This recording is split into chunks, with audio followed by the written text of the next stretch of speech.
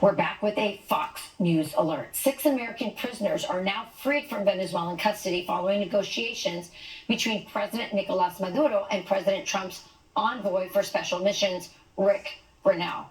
Ambassador Grenell also meeting with Maduro to demand that Venezuela take back dangerous members of Tren de Aragua deported from the U.S.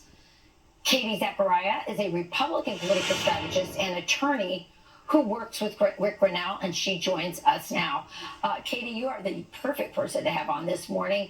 So talk to us about what happened in these meetings and why this was such a priority for Donald Trump to bring back these Americans.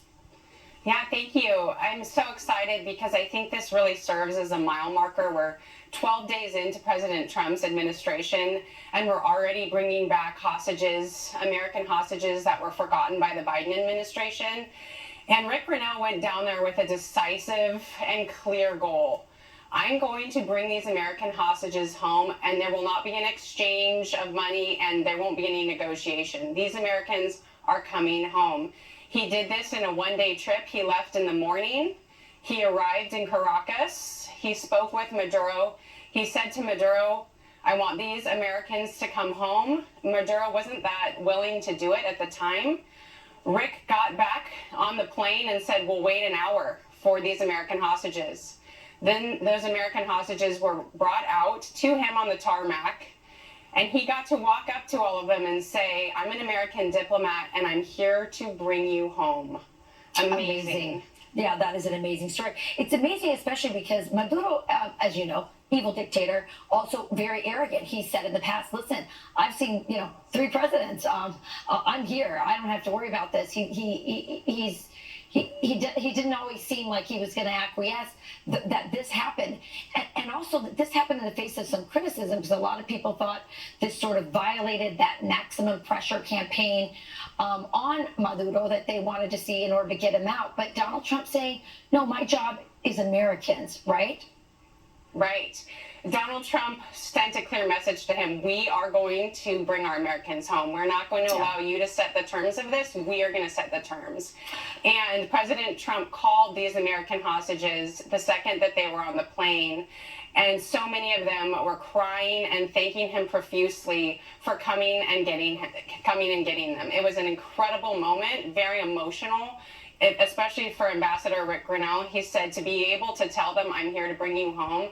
These people hadn't been engaged. The Biden State Department had not been able to get a wellness check on these American citizens. So it just shows that President Trump gets things done, and through his envoys and through his team, he is going to work on behalf of American citizens, both domestically and abroad.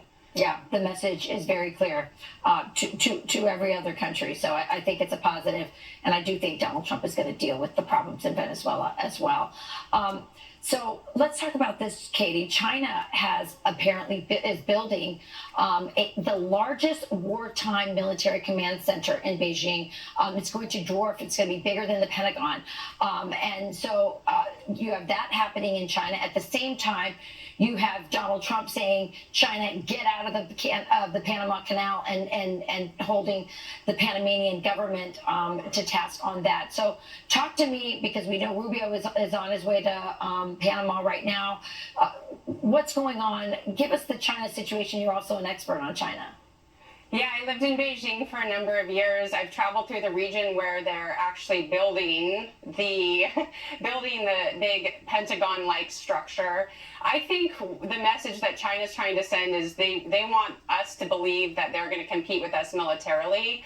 I do think that under President Trump's leadership, we already have the strongest and best military in the world, and now we have a president who can be effective with that military, who's willing to be effective with the military. And more importantly, I think with the Panama Canal, you have China at both sides of the canal controlling ports. Yeah. And President Trump is right in coming and saying, we are going to take back this canal. It is in American interest, and our dominance militarily and generally is going to overtake China. Yeah. Clearly, Donald Trump sending a message to the entire Western Hemisphere with what he's doing in Venezuela, what he's doing in Panama, and the message he's sending to Beijing is get out of our hemisphere. Katie, great stuff. Congratulations to Ambassador Rick Grenell. This is a major victory for America. Thank you. More Fox and Friends still ahead.